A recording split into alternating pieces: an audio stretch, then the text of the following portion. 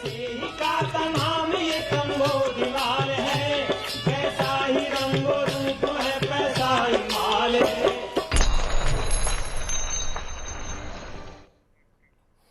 नमस्कार, money nine के पसंदीदा कार्यक्रम मनी सेंट्रल में आप सभी का स्वागत है। मैं हूं विपुल सिंह और हर रोज की तरह हम हाजिर हैं आपकी जेब, देश की अर्थव्यवस्था से जुड़ी हुई तमाम महत्वपूर्ण खबरें लेकर के, और उन खबरों का विश्लेषण करने के लिए हमारे साथ हमेशा की तरह मौजूद हैं मनी नाइन के संपादक अंशुमान तिवारी जी अबू धाबी से। अंशुमान सर, बहुत बहुत स्वागत है आपका।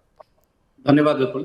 तो चलिए कार्यक्रम का आगाज करते हैं और सबसे पहले नजर डालते हैं ऑन द शो के ऊपर कि आखिर में हम कौन से महत्वपूर्ण विषयों पर बातचीत करने वाले हैं, ये पहले आपको बता देते हैं। तो ऑन द शो में सबसे पहले हम बात करेंगे कि क्या पूरा हो पाएगा गेहूं खरीद का लक्ष्य, क्या क्यों हम इस बात को कह रहे हैं, इसके लिए आपको थोड़ा सा इंतजार करना होगा, विस्तार से करेंगे चर्चा। लाल सागर तनाव का भारत पर दिखा है असर, क्या वो असर है, और इसके बारे में लगातार मनी सेंट्रल में अंशुमान जी लगातार आपको बता रहे थे किस तरह के असर यहाँ पर आते हुए दिखाई देंगे। इसके अलावा चीन से क्यों बढ़ा है लैपटॉप का इम्पोर्ट, इस पर भी करेंगे डिटेल में बातचीत। साथ ही साथ क्या बदल जाएगी एंटरटेनमेंट इंडस्ट्री, बड़ी डील हुई है, क्या असर पड़ेगा आपके मनोरंजन पर, देश के मनोरंजन पर, ये भी करेंगे डिटेल में चर्चा। मिड कैप स्मॉल कैप को लेकर के कैसा डर है, सेबी की तरफ से जो है कुछ बातें कही गई हैं, क्या उसके मायने हैं, वो भी हम डिटेल में बातचीत करेंगे। और WTO से क्या है नया अपडेट, WTO पे लगातार मनी नाइन की टीम, अंशुमान सर खुद वहाँ अबू धाबी मौजूद हैं और लगातार वहाँ पर जो कुछ भी अपडेट है वो हम आप तक लगातार पहुँचा रहे हैं और आज भी इस पर विस्तार से चर्चा होगी। लेकिन सबसे पहले बात गेहूँ की कर लेते हैं। देश में इस साल गेहूं की उपज बढ़ने की उम्मीद है, लेकिन इसके बावजूद सरकार का अनुमान है कि किसानों से समर्थन मूल्य पर 300 से 320 लाख टन गेहूं की ही खरीद हो पाएगी। पहले साल सरकार ने किसानों से 341 लाख टन गेहूं खरीद का लक्ष्य रखा था, लेकिन खरीद 262 लाख टन की ही हो पाई थी। इस साल देश में गेहूं उत्पादन 11.5 करोड़ टन से ज़्यादा होने की संभावना जताई जा रही है। सर, क्या इस बार गेहूं खरीद का लक्ष्य पूरा हो पाएगा? विपुल, भारत की खाद्य अर्थव्यवस्था के लिहाज से खबर सबसे महत्वपूर्ण है। उसमें 3 बड़े जरूरी आंकड़े हैं जिन्हें हमें समझना जरूरी है। पिछले साल सरकार ने गेहूं की खरीद का जितना लक्ष्य रखा था उसको अगर आप माने 341 लाख टन, उसकी तुलना में केवल 262 लाख टन की खरीद हो पाई, यानी लगभग अगर आप देखें तो 80 से 85 लाख टन की कमी सरकार के लक्ष्य में रह गई थी। और इसलिए इस साल सरकार ने अपने लक्ष्य को ही घटा दिया है। पिछले साल के लक्ष्य की तुलना में सरकार ने जो रियलाइजेशन किया था भंडार में, उसको देखते हुए इस बार का लक्ष्य पिछले साल से कम रखा गया है। 300 से 320 लाख टन के आसपास का लक्ष्य रखा गया है।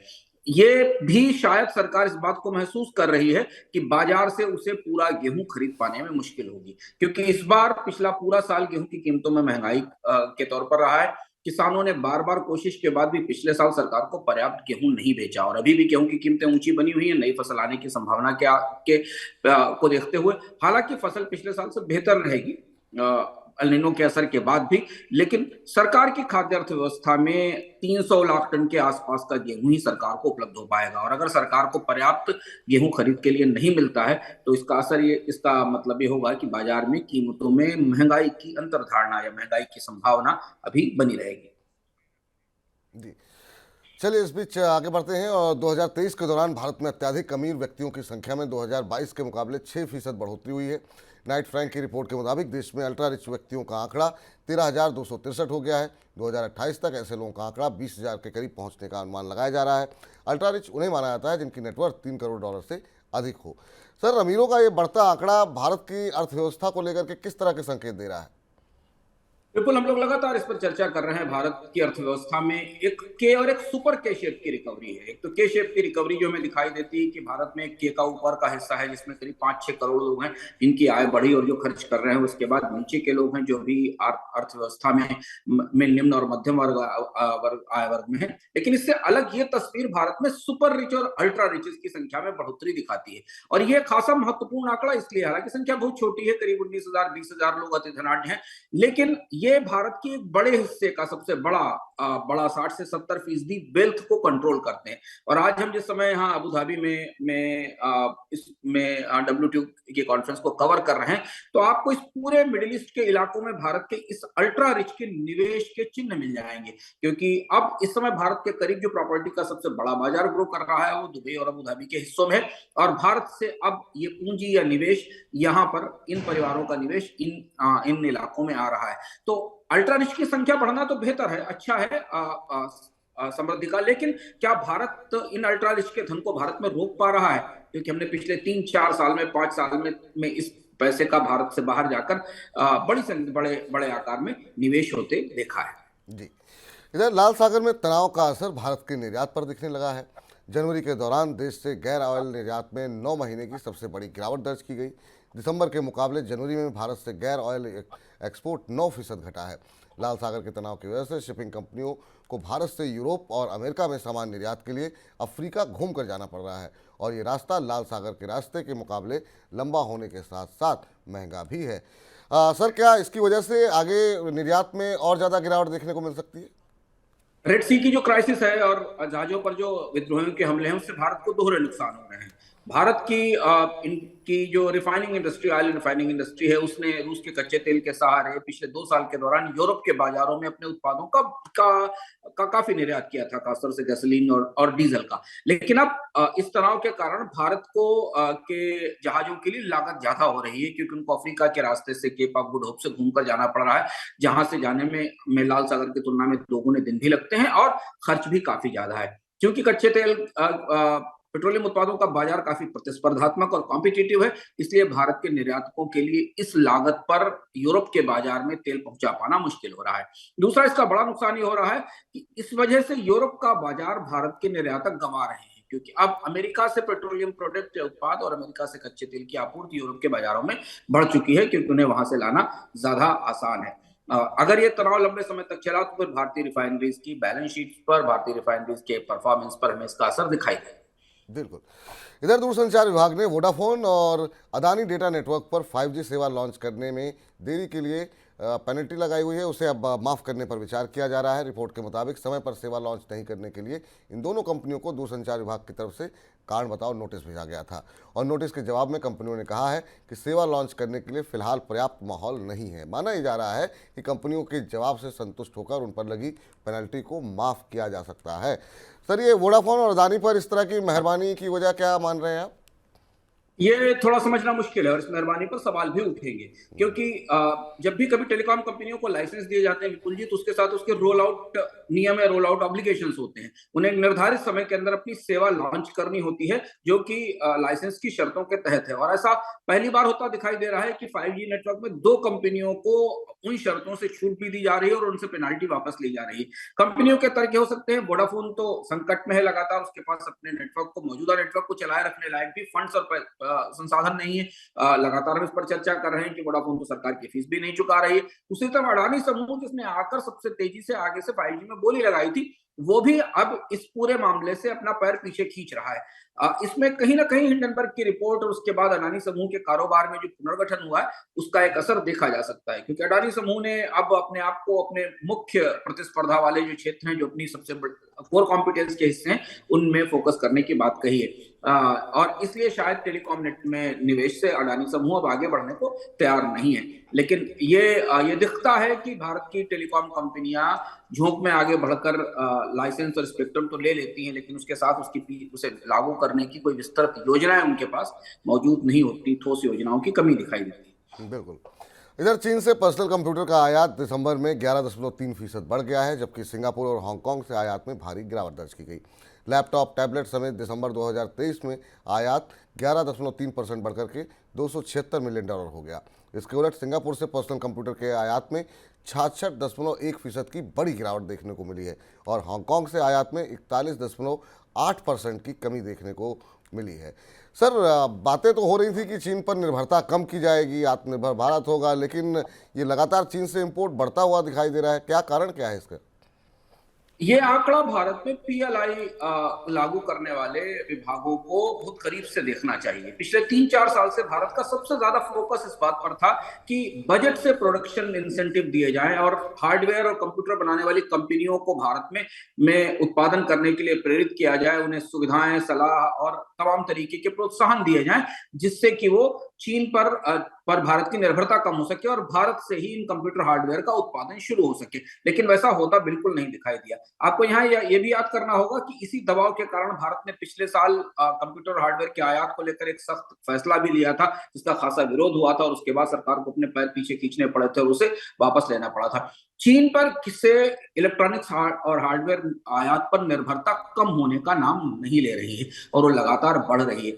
इसे आप एक तरह से इस आंकड़े को ये भी मान सकते हैं कि 3-4 साल की कोशिशों का भारत में को आत्मनिर्भर बनाने की या इलेक्ट्रॉनिक्स के निर्यात आयात पर निर्भरता कम करने की कोशिशों का नतीजा बहुत अच्छा निकलकर सामने नहीं आया है। ये बात केवल कंप्यूटर हार्डवेयर में ही नहीं है विपुल जी, इसके साथ मोबाइल का कंपोनेंट के इंपोर्ट और फार्मास्यूटिकल, ये दो और ऐसे क्षेत्र हैं जिनमें भी सरकार की तरफ से पीएलआई या भारत में उद्योगों को प्रोत्साहन के नतीजे आयात कम होने के तौर पर सामने नहीं आए।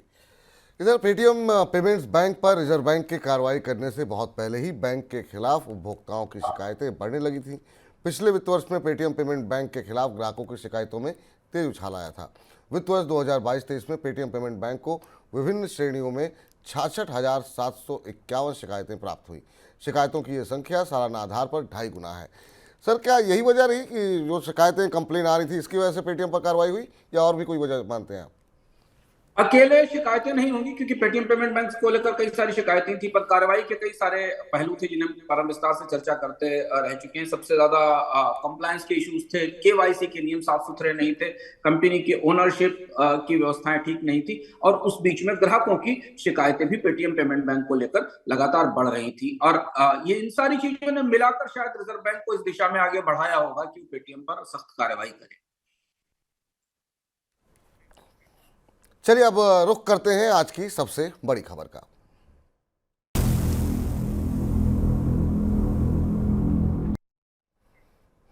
रिलायंस इंडस्ट्रीज की एंटरटेनमेंट कंपनी वायाकॉम 18 और वॉल्ट डिज्नी की भारतीय इकाई का विलय हो गया है। इस विलय के बाद ये देश की सबसे बड़ी एंटरटेनमेंट कंपनी बन गई है, जिसकी मार्केट वैल्यू 8.5 अरब डॉलर यानी करीब 70,000 करोड़ रुपए है। इस नई कंपनी में रिलायंस इंडस्ट्रीज की हिस्सेदारी 63% और देश भर में इसके पास करीब जो 75 करोड़ ग्राहक हैं वो एंटरटेनमेंट सेक्टर में इस बड़ी डील के बाद इसके पास आ जाएंगे। रिलायंस इंडस्ट्री अब रिटेल कारोबार में भी बड़ी डील की तैयारी कर रही है।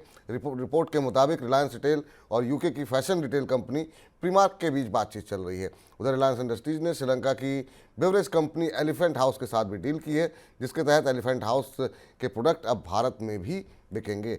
सर, काफ़ी कुछ परिवर्तन हो रहा है और ख़ासतौर से भारतीय एंटरटेनमेंट इंडस्ट्री के लिए इस डील को आप कैसे देख रहे हैं? क्योंकि अब एक चाहे वो क्रिकेट की बात हो, एंटरटेनमेंट हो, न्यूज़ चैनल हो, एक बड़ा प्लेयर रिलायंस इस क्षेत्र में बन गया है सर। ये सबसे बड़ी डील है। देखिए, और सामने आ गई सोनी और जी और डिज्नी के तमाम विवाद के बीच में जिस बात की संभावना थी वही हुआ, और भारतीय बाजार में अब जियो और डिज्नी मिलकर एंटरटेनमेंट के पूरे परिदृश्य में एक नए तरीके का बदलाव लेकर आएंगे, क्योंकि जियो की रीच भारत में काफी बड़ी है और हमने वर्ल्ड क्रिकेट के दौरान और बाकी समय के दौरान जियो की बड़ी फॉलोइंग्स भी देखी है। और अब 75 करोड़ ग्राहक जो पहले से मौजूद हैं उनको जोड़ते हुए भारत के एंटरटेनमेंट बाजार में एक बड़ा बदलाव दिखाई देगा। महत्वपूर्ण बात यह है कि डिज्नी आमतौर पर डायरेक्ट टू होम या केबल नेटवर्क के जरिए अपने कार्यक्रमों का प्रसारण करती है, अपना कंटेंट देती है। इसके अलावा ऐप यूनिवर्स भी है, लेकिन अब डिज्नी को एक ऐसी कंपनी का साथ मिला है जो भारत की दूसरी सबसे बड़ी मोबाइल कंपनी है, और इसलिए इसके साथ कंटेंट के डिस्ट्रीब्यूशन में और सेल्स में और मोबाइल के जरिए कंटेंट के कंजम्पशन में बड़ी बढ़ोतरी हमें आने वाले समय में दिखाई देगी। बिल्कुल, और इसी के चलते आज रिलायंस इंडस्ट्रीज के शेयर में भी हमने देखा कि 1% से ज़्यादा की मजबूती देखने को मिल रही थी। इधर अबू धाबी में चल रही विश्व व्यापार संगठन यानी WTO की बैठकों का आज अंतिम दिन है। अब तक जो बैठकें हुई हैं उनमें भारत का कड़ा रुख नजर आया है। भारत ने दक्षिण अफ्रीका के साथ मिलकर WTO में चीन का निवेश एजेंडा पास नहीं होने दिया। इसके अलावा भारत ने विकसित देशों को कहा है कि वे WTO में पहले किए गए सारे वादे पूरे करें। इस बैठक में भारत ने अपने अनाज खरीद कार्यक्रम को वैश्विक स्तर पर कानूनी मान्यता दिलाने के मुद्दे को मजबूती के साथ पेश किया है। सर, क्या अनाज खरीद कार्यक्रम को कानूनी मान्यता मिल जाएगी सर? यह सबसे विवादित मुद्दा है विपुल जी, और आज जब वार्ताओं का आखिरी दिन है और दोनों पक्षों से भारत सहित जो ग्रुप 33 है जिसमें 80 देश हैं और इसके विरोध में कनाडा, EU, ऑस्ट्रेलिया जैसे देश हैं, इनके बीच कहीं किसी मामले पर सहमति बनती दिखाई नहीं दे रही। कल देर रात तक वार्ताएं चली। कल भारतीय पक्ष के लोगों से भी हमारी बात हुई। भारत के वाणिज्य मंत्री ने भी कल स्पष्ट रूप से शाम को पत्रकारों के साथ बातचीत में ये कहा कि भारत अपने रुख पर कायम है। अंदर खाने की चर्चा यह है कि भारत के इस दबाव को, भारत के इस रुख को अभी फिलहाल यूरोप और अमेरिका और कनाडा जैसे देश स्वीकार नहीं कर पा रहे हैं। भारत का कहना है कि उसे अपने देश के किसानों की आय बढ़ाने के लिए और खाद्य सुरक्षा सुनिश्चित करने के लिए ये अधिकार चाहिए कि वो जरूरत के मुताबिक अपने यहाँ अनाज का भंडार बना सके। मामला ज्यादा पेचीदा और उलझा हुआ है। बाली से ये पूरा मामला शुरू हुआ था। बाली में सहमति बनी थी कि विकासशील देशों को अपने देश के उत्पादन का एक निर्धारित हिस्सा अनाज फूड सिक्योरिटी के लिए खरीदने की छूट होगी और उस सीमा को बढ़ाया भी जा सकता है, जिसे पीस क्लास कहा जाता था। भारत ने उसका इस्तेमाल किया था। मोर्चे खुले हुए हैं। चर्चा यह भी है कि भारत और थाईलैंड के बीच में बैठक में तकरार भी हुई और थाईलैंड के तरफ से भारत के पर आरोप लगाया गया कि भारत अपने सब्सिडी पर चावल खरीदता और दुनिया के बाजार में एक्सपोर्ट करता है। जिस तरीके के तेवर, जिस तरीके के हाव भाव हमें यहाँ दिख रहे हैं नेगोशिएशंस में, वार्ताओं के बीच में, उसको देखकर ऐसा लगता नहीं है अभी तक कि सहमति की कोई भी बिंदु कृषि के मुद्दे पर सामने उभर कर आया है। जी इधर सर ई कॉमर्स को लेकर के जो भारत की तरफ से जो डाउट्स हैं, जो आशंकाएं हैं, उन पर क्या कुछ बातचीत हुई है? कुछ उसके बारे में कुछ बता सकते हैं? विपुल जी, इसको रिकॉर्ड कराने से ठीक पहले हम उसी सेशन में थे जहां पर ई कॉमर्स की वर्किंग की बैठक चल रही थी, वो चर्चा थी। ई कॉमर्स पर 1996 से एक मॉरिटोरियम लगा हुआ है। उस मॉरिटोरियम के तहत, ई कॉमर्स के तहत जिन सामानों का निर्यात होता है, आयात होता है, उस पर कोई कस्टम ड्यूटी नहीं लगाई जाती है। ये मॉरिटोरियम इस साल मार्च में खत्म हो रहा है। खत्म तो 2022 में होना था, पर विकसित देशों की तरफ से दबाव के कारण इसे 2024 तक बढ़ा दिया गया और ये कहा गया कि 2024 तक इसका पूरा कार्यक्रम तय कर लिया जाएगा। इसको लेकर खासी लामबंदी है WTO में। दुनिया की प्रमुख ई कॉमर्स कंपनियां हैं, वो चाहती हैं कि मॉरिटोरियम लगा रहे ताकि उनके सामान बगैर शुल्क के जा सके। भारत ने इस पर काफी सख्त रुख ले रखा है। भारत का कहना यह है कि दुनिया के हर देश को अपनी तरह से कस्टम ड्यूटी लगाने का अधिकार मिलना चाहिए। हालांकि भारतीय पक्ष से जब कल हमारी बात हुई तो उन्होंने कहा कि हम कस्टम ड्यूटी लगाने नहीं जा रहे हैं और कई सारे ऐसे देश हैं जो ई कॉमर्स पर अभी तत्काल सीमा शुल्क नहीं लगाएंगे, लेकिन इस मॉरिटोरियम को खत्म होना चाहिए। अभी तक आज के वर्किंग ग्रुप की बैठक के बाद ऐसे आसार नहीं दिखे, ऐसे संकेत नहीं दिखे कि मॉरिटोरियम पर कोई सहमति बनेगी। मामला पेचीदा है, या तो इसे बढ़ाना पड़ेगा या इसे अपने आप लैप्स हो जाने दिया जाएगा। इंतजार रहेगा जब आउटकम डॉक्यूमेंट हमारे पास आएगा, जिसकी सबसे ज्यादा उत्सुकता होती है। आज आखिरी दिन है। उस आउटकम डॉक्यूमेंट में क्या पैराग्राफ आता है ई कॉमर्स पर, इस पर हमारी निगाह रहेगी। बिल्कुल। और सर, इस बार की जो मीटिंग चल रही है उसमें भारत और अमेरिका के बीच किस तरह का तालमेल है? क्योंकि बीच में हमने देखा था थोड़ी सी तल्खी रिश्तों में आई थी दोनों देशों के। खासी तल्खी रही यहाँ के WTO के मंच के ऊपर। अनौपचारिक रूप से हमें पता चला कि भारत के वाणिज्य मंत्री पीयूष गोयल की और अमेरिका की जो TR है, ट्रेड रिप्रेजेंटेटिव, या वहां के व्यापार मंत्री कैथरीन टाई, उनके बीच में भी बातचीत हुई। उस पर कोई सहमति नहीं बनी। दरअसल WTO में जो विवाद निस्तारण की पूरी प्रक्रिया है वही विवाद में फंस गई है। झगड़ा सुलझाने की व्यवस्था ही झगड़े में फंसी हुई है। WTO की विवाद निस्तारण की प्रक्रिया इस पूरे व्यापार संगठन का आधार है, क्योंकि यदि कोई भी देश किसी देश के संगठन के फैसलों को लागू नहीं करता है या उससे नुकसान होता है तो उसे अपील करने की छूट है और उस अपील पर उसे न्याय मिलता है। अमेरिका ने WTO की जो टॉप कोर्ट है, जो सबसे बड़ी अदालत है, वहां जजों की नियुक्ति 4 साल से रोक रखी है और जजों की नियुक्ति नहीं की है। इसके कारण जो अपील की पूरी प्रक्रिया है वो फंसी हुई है। भारत ने कल बड़ा दोटूक ढंग से कहा कि अगर WTO में विवादों का निस्तारण ही नहीं होगा, पीड़ित पक्ष को न्याय ही नहीं मिलेगा, तो इस विश्व व्यापार व्यवस्था पर किसी का भरोसा कैसे रह पाएगा। और हमारे सूत्रों ने, हमारी जिनसे बात हुई, उनसे पता चला कि अभी तक अमेरिका की तरफ से इस मामले पर अपना रुख नरम करने के संकेत नहीं मिले हैं। हालांकि भारत ने ये माना है कि WTO में अगर व्यापार विवाद की व्यवस्था सुदृढ़ नहीं हो पाई तो फिर इसके फैसलों को लागू कराना बेहद मुश्किल हो जाएगा। ये भी गतिरोध का एक बड़ा मुद्दा है। क्या भाषा इस्तेमाल की जाएगी इस विषय के ऊपर आउटकम डॉक्यूमेंट में, उस पर हमारी निगाह रहेगी, जो आज या कल शायद आएगा। सर, जो चीन की कोशिशें थी उस पर भारत कोई रोक लगा पाया या किस तरीके से रोक लगा पाया? क्या कुछ वहां पर उस फ्रंट पे क्या कुछ रहा? ये कल की बड़ी सबसे बड़ा रात का घटनाक्रम था जो देर रात सामने आया। चीन ने WTO के भीतर निवेश सुविधाओं का एक प्रस्ताव एजेंडे में शामिल कराने की बात की है। पास होना तो दूर है, भी एजेंडे में भी नहीं था। WTO के ढांचे में पिछले दिनों में कुछ ऐसे बदलाव हुए हैं, खासतौर से ब्यूनस आयर्स और नैरोबी की बैठक के बाद ऐसे बदलाव हुए हैं जिसमें सदस्य देशों को एजेंडे से बाहर के नए विषय लाने की छूट मिली है। वास्तविकता यह है कि WTO अपने पूरे स्वरूप में व्यापार की बॉडी है, व्यापार की समिति है, और इसमें निवेश की चर्चा नहीं होनी चाहिए। पर चीन के साथ करीब 123 देशों ने इन्वेस्ट को भी डेवलपमेंट एजेंडे का हिस्सा बनाने की बात कही है।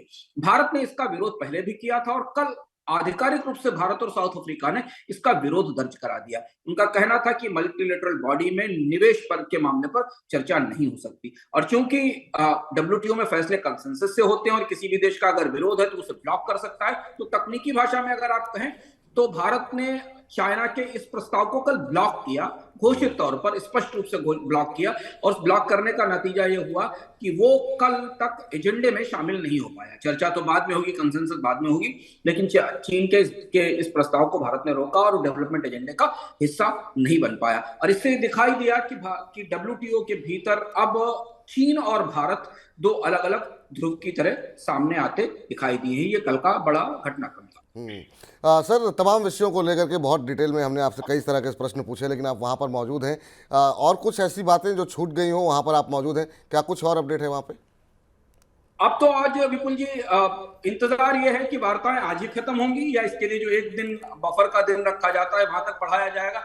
आमतौर पर डब्ल्यूटीओ की वार्ताओं में जैसा होता है पिछली परंपराओं के आधार पर जिनको हमने पहले से देखा है, अगर सहमति की उम्मीद बनती दिखती है तो वार्ताओं को थोड़ा समय के लिए बढ़ाया जाता है। अभी तक सहमति के कोई बड़े बिंदु उभरते नहीं दिखाई दिए हैं, लेकिन फिर भी कहना मुश्किल है कि आज ज्वाइंट स्टेटमेंट डिक्लेरेशन जारी होगा या इसे कल तक बढ़ाया जाएगा। हालांकि दिलचस्प बात यह है कि जो डब्ल्यूटीओ की डायरेक्टर जनरल है, महानिदेशक हैं, जो अपनी चुटीली टिप्पणियों के लिए काफी विख्यात हैं यहाँ डब्ल्यूटीओ में, जो कि नाइजीरिया की ओकोंजो इवेला हैं, उन्होंने कल एक दिलचस्प बात कही। वो कल डब्ल्यूटीओ की बिजनेस फोरम का हिस्सा थी और उन्होंने कहा कि डब्ल्यूटीओ की वार्ताएं प्रेशर कुकर में पहुंच गई हैं और उनका कहना था कि प्रेशर कुकर में तो जाना ही था, क्योंकि वार्ताओं को पकाया जाना, उबाला जाना जरूरी है, पर दूसरा खतरा है कि प्रेशर कुकर किसी भी दिशा में जा सकता है। तो उनके कहने के तमाम अर्थ यहाँ गलियारों में लगाए जा रहे हैं कि ये प्रेशर कुकर नतीजा लेकर, पकी हुई वार्ता लेकर निकलेगा, ये प्रेशर कुकर से स्टीम निकल जाएगी और ये वार्ताएं बिखर जाएंगी। लोग बहुत ऑप्टिमिस्टिक नहीं है, सारे बड़े वार्ताकार कॉशियसली ऑप्टिमिस्टिक हैं। दुनिया के तमाम देशों में चुनाव हो रहे हैं, राजनीतिक रूप से दुनिया के हर देश के अपने एजेंडे हैं और वो कुछ ऐसा नहीं करना चाहते जिसका असर उनकी चुनाव की संभावनाओं पर दिखाई दे। और इसीलिए कल भारत ने अपना काफी सख्त स्टैंड कृषि के मुद्दे पर सामने लिया। फिंगर्स क्रॉस्ड है, शाम तक हमें पता चलेगा कि अबू धाबी की इस बेहद महत्वपूर्ण बैठक से कोई बड़ा नतीजा निकला या नहीं। बिल्कुल, नज़रें हमारी रहेंगी और आप चूंकि वहाँ पर मौजूद हैं तो जो जो अपडेट होती रहेगी हम अपने दर्शकों को सबसे पहले बताते रहेंगे। तो डब्ल्यूटीओ से जुड़ी कोई भी अपडेट, कोई भी खबर के लिए लगातार हमारी ये कवरेज जो है नॉन स्टॉप जारी है और आपको समय समय पर हम आपको अपडेट करते रहेंगे। और ज़्यादा डिटेल में जानना चाह रहे हैं तो हमारी वेबसाइट पर जाइए आप my9.com पे, वहाँ पर भी आपको डब्ल्यूटीओ से जुड़ी सभी महत्वपूर्ण खबरें पढ़ने के लिए मिल जाएंगी। इधर छोटे और मझोले शेयरों में निवेश करने वाले मिड कैप और स्मॉल कैप फंड के बढ़ते निवेश को ध्यान में रखते हुए म्यूचुअल फंड इंडस्ट्री के संगठन एम्फी ने आगाह किया है। एम्फी ने म्यूचुअल फंड हाउसेस से कहा है कि मिड कैप और स्मॉल कैप फंड में निवेश को सीमित करें। बीते कुछ समय से मिड कैप और स्मॉल कैप फंड्स में अनुमान से ज़्यादा निवेश आया है, जिस वजह से शेयर बाजार में लिस्ट छोटी और मझोली कंपनियों में निवेश बढ़ गया है और उनके वैल्यूएशन भी बढ़े हैं। इस वजह से छोटे निवेशकों के निवेश को लेकर रिस्क बढ़ने की आशंका जताई जा रही है। इसी को ध्यान में रखते हुए एम्फी ने म्यूचुअल फंड हाउसेस को ये निर्देश दिया है कि एम्फी के अलावा सेबी ने भी म्यूचुअल फंड इंडस्ट्री से कहा है कि निवेशकों के हितों की रक्षा के लिए एक फ्रेमवर्क तैयार करें। सर, ये मिड कैप स्मॉल कैप को लेकर के इस डर को आप कैसे देख रहे हैं, क्योंकि ये बात सही है कि वैल्यूएशन काफ़ी ज़्यादा बढ़ गई है। विपुल, अगर इन चेतावनियों को आप ध्यान से सुने और थोड़ा धुंध हटाने की कोशिश करें तो आपको ये समझ में आएगा कि भारत में म्यूचुअल फंड संगठन एम्फी और सेबी ये कह रहा है कि मिड कैप और स्मॉल कैप में एक बबल बन रहा है, यानी एक बुलबुला बन रहा है जो फट सकता है। पर ज्यादा चिंता की बात है कि ये बबल छोटे निवेशक नहीं बल्कि छोटे निवेशकों का जो पैसा म्यूचुअल फंड्स के जरिए आ रहा है उसकी वजह से बन रहा है और ये खासी महत्वपूर्ण बात है। आमतौर पर शेयर बाजार में बबल या ओवर बाइंग या स्पेकुलेटिव ट्रेडिंग रिटेल निवेशकों की तरफ से या संस्थागत निवेशकों की तरफ से होती है, पर यहाँ एम्फी और सेबी खासी महत्वपूर्ण बात कह रहे हैं। वो ये कह रहे हैं कि म्यूचुअल फंड भी इस स्पेकुलेटिव बबल को या मिड कैप स्मॉल स्टॉक्स को सपोर्ट कर रहे हैं, उसको सहारा दे रहे हैं, जो शायद ज्यादा चिंता की बात है। और ऐसा इसलिए हो रहा है क्योंकि मिड कैप और small cap stock high beta stock होते हैं, उनमें तेजी से निवेश होता है और इनके आधारित जो म्यूचुअल फंड है उनमें एसआईपी बहुत तेजी से बढ़ी हैं और लोगों ने उसमें पैसा लगाना शुरू किया है। म्यूचुअल फंड मजबूर हैं कि इस पैसे को वापस ले जाकर मिड कैप स्मॉल स्टॉक्स में ही लगाएंगे, क्योंकि उनकी स्कीम का मैंडेट ये है, और इसने एक किस्म का बबल क्रिएट कर दिया है। और ये समझना जरूरी है कि एमपी और सेबी ये मान रहे हैं कि अधिकांश स्मॉल कैप और मिड कैप स्टॉक्स के वैल्यूएशन वास्तविक तर्क संगत नहीं है। खतरे की चेतावनी सुनी जानी चाहिए। देखना यह होगा कि आमतौर पर ऐसी परिस्थितियों में जब एक बार साइकिल शुरू होता है बबल का, तो उसे रोका कैसे जाएगा, और रोकने में नुकसान ही होता है, टूटता है, फटता है। लेकिन सेबी और एमपी की चेतावनी के आगे चलकर कोई नया फैसला लेकर आएगी? क्या म्यूचुअल फंड उद्योग को अपनी स्मॉल कैप और मिड कैप कंपनी स्कीमों में पैसा लेने से रोक लगानी पड़ेगी? ये सारी चीजें देखने वाली होंगी। याद रखिए, पिछले साल कोटक सिक्योरिटीज की तरफ से भी बात कही गई थी कि स्मॉल कैप और मिड कैप स्टॉक्स में अब वैल्यूएशन काफी हाई हो चुके हैं, ये खतरनाक स्थिति तक पहुंच गए, इनमें हाथ लगाने से हाथ जलने का खतरा है। बिल्कुल, निश्चित रूप से बड़ा खतरा है। और इसी तरह का बबल हम देख रहे हैं एसएमई क्षेत्र के जो आईपीओ आ रहे हैं उसमें भी देखने को मिल रहा है। मेन बोर्ड से कई 100 गुना ज़्यादा सब्सक्रिप्शन वहाँ पर देखने को मिल रहा है, और ये भी इसको लेकर के भी सेबी पहले चिंता जता चुका है। इधर आरबीआई ने बैंकों से कर्ज पर पर्यावरण से जुड़े वित्तीय जोखिम का डिस्क्लोजर जारी करने को कहा है। आरबीआई ने कहा कि रेगुलेटेड एंटिटीज़ के लिए एक बेहतर और सुसंगत ढांचे की आवश्यकता है, क्योंकि जलवायु से जुड़े वित्तीय जोखिम के बारे में पूरी जानकारी न होने से परिसंपत्तियों का गलत मूल्य निर्धारण और उनसे पूंजी का गलत आवंटन हो सकता है। नए नियमों के मुताबिक रेगुलेटेड एंटिटीज़ को समयहित आधार पर नहीं बल्कि स्टैंड अलोन आधार पर पूरी जानकारी का खुलासा करना होगा। सर, ये रिस्क के आकलन के लिए क्या एक तरीके की नई पहल की जा रही है? ये भी बेहद महत्वपूर्ण खबर है विपुल जी, और इसे गंभीरता से समझने की कोशिश करें तो रेगुलेटेड एंटिटीज जिनको को रिजर्व बैंक कह रहा है वो दरअसल बैंक्स है, और बैंक्स जिन कंपनियों को पैसा दे रहे हैं उन कंपनियों के जोखिम के आकलन में पर्यावरण के रिस्क शामिल नहीं है। इस तरह से समझें कि उत्तराखंड में या हिमाचल में बाढ़ आई या केरल में बाढ़ आई, और वहां काम करने वाले जो उद्योग हैं उनके कारोबार पर उस बाढ़ से, भूस्खलन से, भूकंप से जो असर पड़ा और उससे जो नुकसान हुआ वो बैंकों के रिस्क आकलन का हिस्सा नहीं था, क्योंकि बैंक अभी भी किसी परियोजना के जोखिम के जो आकलन करते हैं वो मूलतः कारोबारी जोखिम होते हैं, कि उनको कारोबार में आने वाले समय में कितना नुकसान या फायदा हो सकता है। जलवायु परिवर्तन से जुड़े हुए बाढ़, सूखा, भूकंप, भूस्खलन जैसी घटनाओं से जो आर्थिक नुकसान होता है, इसके आकलन अभी बैंकों की व्यवस्था में शामिल नहीं है। तो ये बहुत महत्वपूर्ण बात है। दर्शकों को याद होगा हमने विस्तार से इस पर एक इकोनॉमिकम किया था, जिसका लिंक भी डिस्क्रिप्शन बॉक्स में होगा। हमने बताया था कि आने वाले समय में जलवायु परिवर्तन या मौसम का जो बदलाव है वो बैंकिंग उद्योग के लिए और उद्योगों के लिए लागत का सबसे बड़ा हिस्सा बनने वाला है। तो रिजर्व बैंक ने बड़ा महत्वपूर्ण आदेश दिया है कि जो बैंक हैं उन्हें समेकित रूप से नहीं, अलग अलग हर बैंक को ये बताना होगा कि उनके पोर्टफोलियो का कितना हिस्सा इन्वायरमेंटल रिस्क में आता है। यानी उन्होंने जिन कंपनियों को कर्ज दे रखा है उसमें से कितनी कंपनियां ऐसी हैं जो अगर बाढ़ आई तो उनके कारोबार में बड़ा नुकसान होगा और उनको कर्ज चुकाने में दिक्कत आएगी और उनके डिफॉल्ट होने का खतरा होगा। ये रैंकिंग जब आएगी तो हमें पता चलेगा कि भारत में जलवायु परिवर्तन से के आर्थिक नुकसान के खतरे कैसे हैं, और इसके साथ भारतीय बैंकिंग में इन्वायरमेंटल रिस्क की मैपिंग का एक नया दौर भी शुरू होगा। बिल्कुल, चलिए कुछ और महत्वपूर्ण खबरों पर फटाफट नजर डालते हैं झटपट में।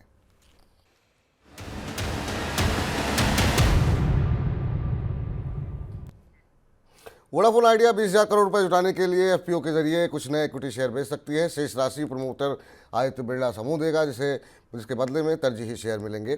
कंपनी के बोर्ड ने हाल ही में फंड जुटाने को मंजूरी दी है। मैनेजमेंट को उम्मीद है कि प्रमोटर के निवेश करने और साल के अंत तक मोबाइल टैरिफ में बढ़ोतरी की संभावना से निवेशक एफपीओ पर दांव लगाने के लिए आगे आएंगे।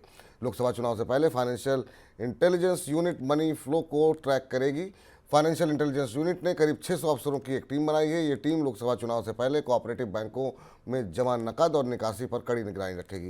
एजेंसी ने हाल ही में 5 राज्यों में हुए विधानसभा चुनाव के दौरान इस तरह के लेन देन की रिपोर्ट करने में विफल रहे 12 कोऑपरेटिव बैंकों की पहचान की हुई है।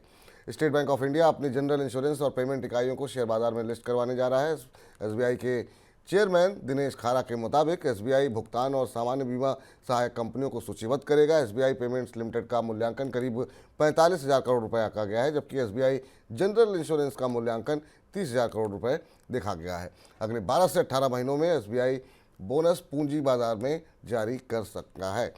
News content aggregator daily Hunt भारतीय सोशल मीडिया प्लेटफॉर्म कूक का अधिग्रहण करने के लिए बातचीत कर रहा है। सौदे के अगले 3 हफ्तों में पूरा होने की संभावना है। कूक के संस्थापक मयंक विद्वात्का ने पिछले साल सितंबर में ही इस बात के लिए संकेत दिए थे कि कंपनी वित्त पोषण के लिए रणनीतिक भागीदारी को तलाश रही है। सर, ये कुछ महत्वपूर्ण खबरें, आपकी टिप्पणी किसी पर? इसके साथ एक और महत्वपूर्ण खबर आज हमारे सामने आएगी। जीडीपी के आंकड़े आने वाले हैं भारत के तीसरी तिमाही के, जिन पर सबकी निगाहें रहेंगी। इसके आंकड़े हमें कल मिलेंगे तो हम विस्तार से मनी सेंट्रल में चर्चा करेंगे। पर इस बात की संभावना बिल्कुल दिखाई दे रही है कि भारत की आर्थिक विकास दर 7% से थोड़ा नीचे इस तिमाही में आ सकती है, क्योंकि मांग और खपत के आंकड़े बेहद उत्साहवर्धक नहीं है। निगाहें इस बात पर रहेंगी कि कृषि क्षेत्र की आर्थिक विकास दर का आकलन या आंकड़ा हमारे सामने क्या आता है, क्योंकि इस तिमाही के जो नतीजे हमारे सामने आने वाले हैं उनके आधार पर शायद सरकार और सीएसओ को, भारत का जो सांख्यिकी संगठन है, उसे फिर पूरे साल की आर्थिक विकास दर के आंकड़ों को संशोधित करना पड़ेगा। तो ये निगाहें हमारी रहेंगी मैक्रो स्तर से, या भारत की वास्तविक बड़ी अर्थव्यवस्था की तस्वीर इन आंकड़ों से होगी, जिस पर हम कल विस्तार से बात करेंगे। बिल्कुल। तो जब तक हम ये शो कार्यक्रम रिकॉर्ड कर रहे हैं तब तक ये आंकड़े सामने नहीं आए हैं, लेकिन जब सामने आएंगे तो उसको हम कल अपने कार्यक्रम का हिस्सा डिस्कशन के लिए अवश्य रखेंगे। अंशुमान सर, आज की इस चर्चा में आप हमारे साथ जुड़े, तमाम खबरों का विश्लेषण किया अबू धाबी में रह करके, और ख़ास तौर से WTO से जुड़ी तमाम महत्वपूर्ण बातें बताई। बहुत बहुत शुक्रिया, बहुत बहुत धन्यवाद आपका। धन्यवाद। तो फिलहाल अब समाप्त करते हैं मनी सेंट्रल को, लेकिन आप लगातार मनी 9 के साथ बने रहिए, क्योंकि आपकी जेब से जुड़ी तमाम महत्वपूर्ण खबरें, काफ़ी दिलचस्प प्रोग्राम मनी 9 के ऐप पर, मनी 9 के YouTube चैनल पर उपलब्ध हैं। तो लगातार मनी 9 के साथ बने रहिए। मुझे इजाज़त दीजिए, नमस्कार। ऐसे ही का तमाम